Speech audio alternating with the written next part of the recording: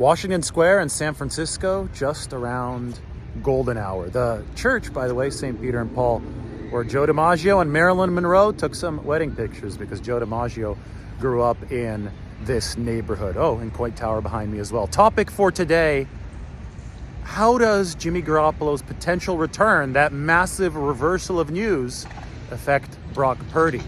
Jimmy might be back in time for the playoffs, and Brock Purdy now potentially has a much easier task in front of him, because originally the task for Brock Purdy had been to build a bridge from Jimmy Garoppolo's injury all the way to the Super Bowl, and that was going to be a tall ask for a 7th round pick, a rookie, just hopping into NFL action right away. But now that the ask, I think, is much more reasonable. Now, potentially, Brock Purdy's only going to have to build a bridge from the Jimmy Garoppolo injury back to Jimmy Garoppolo, potentially even in the wild card round of the playoffs. And when you look at the 49ers and their efficiency profile and their complementary formula, I don't think it's going to be that crazy difficult. They have some leeway. They're 8-4, right?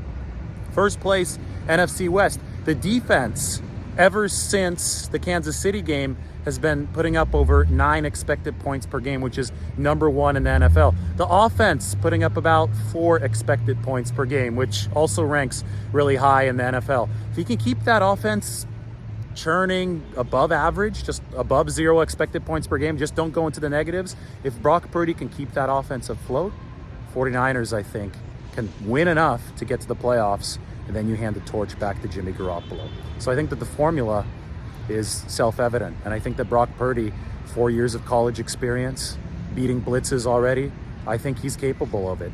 I think that Vegas, and their odds, they don't lie.